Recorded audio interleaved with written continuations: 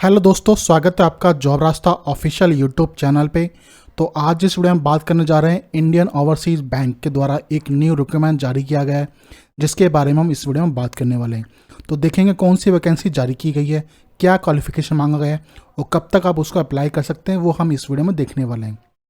तो उसके लिए आपको इसकी ऑफिशियल वेबसाइट पर जाना है या वीडियो डिस्क्रिप्शन में आपको जॉब रास्ता का लिंक मिल जाएगा, जहाँ पर आपको Indian overseas bank LOB recruitment 2025 का नोटिफिकेशन मिलेगा, जो कि 400 पोस्टों के लिए जारी किया गया है।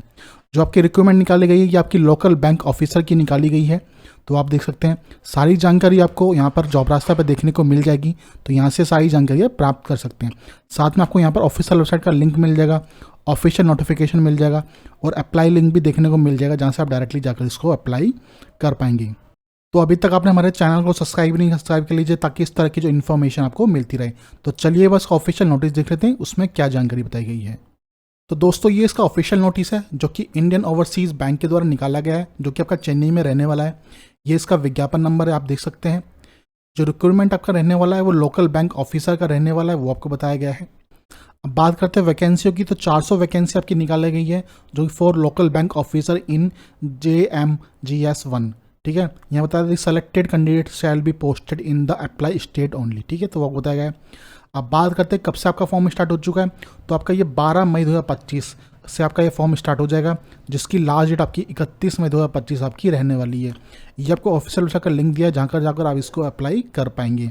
इसके अलावा कोई और अदर मोड नहीं है एप्लीकेशन अप्लाई करने के लिए, सिर्फ यही आपको अप्लाई करने का मोड आपको मिलेगा। डेट आपको बता दी है, ऑनलाइन रजिस्ट्रेशन कब से होगा और कब तक आपको होगा, ये आप देख सकते हैं। अब बात करते हैं वैकेंसियों की, तो आपकी इन स्टेट के अंदर आपकी वैकेंसी रहने वाली है।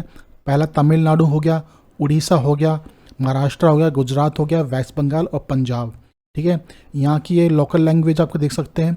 ये आपको टोटल वैकेंसी आप बताई गई है। तमिलनाडु में 260 वैकेंसी है, उड़ीसा में आपकी 10 वैकेंसी है, महाराष्ट्र में 45 वैकेंसी है, गुजरात में 30 है, वेस्ट बंगाल में 34 है और पंजाब में 21 वैकेंसी है।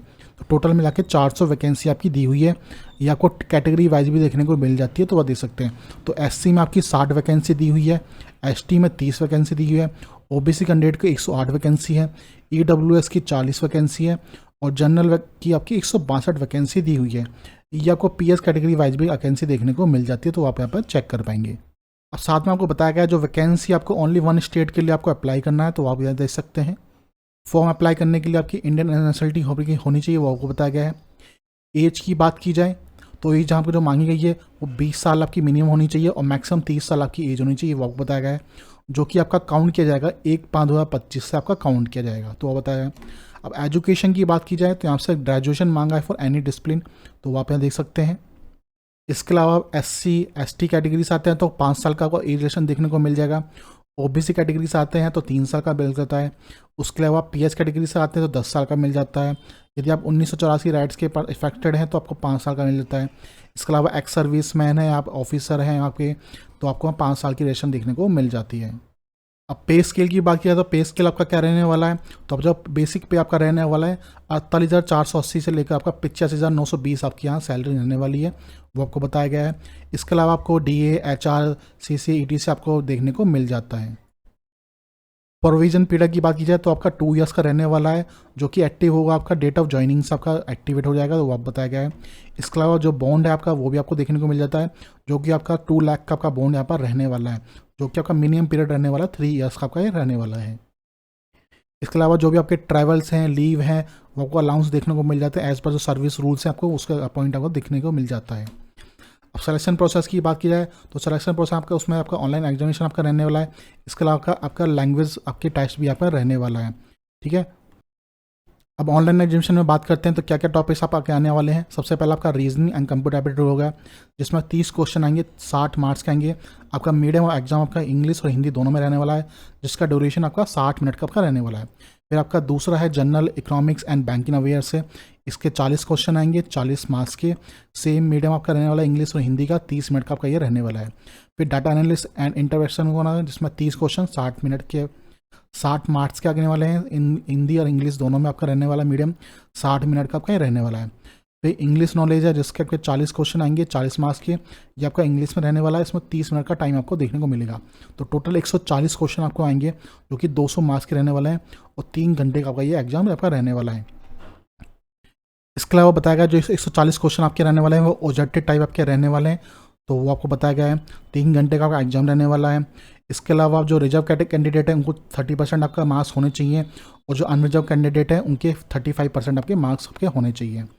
नेगेटिव मार्किंग भी आपकी रहने वाली है, 0.25 मार्क्स की आपकी नेगेटिव मार्किंग भी आपके रहने वाली है।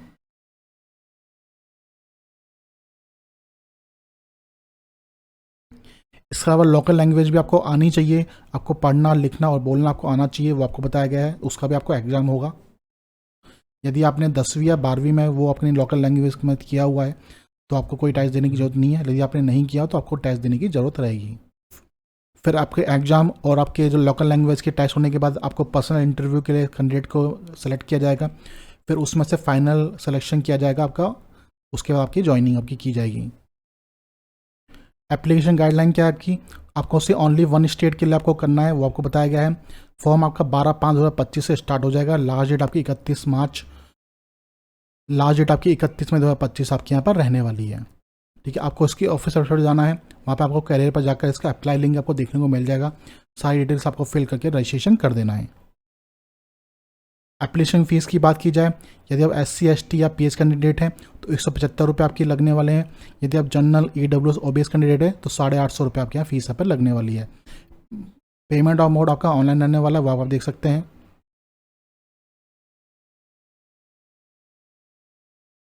उसके अलावा डॉक्यूमेंट्स बताए गए, यदि आपको इंटरव्यू के लिए आपको सेलेक्टेड हो जाते हैं तो क्या क्या डॉक्यूमेंट्स आपको ज़रूरत रहेंगे वहाँ पर, तो वो भी आपको यहाँ पर देखने को मिल जाते हैं।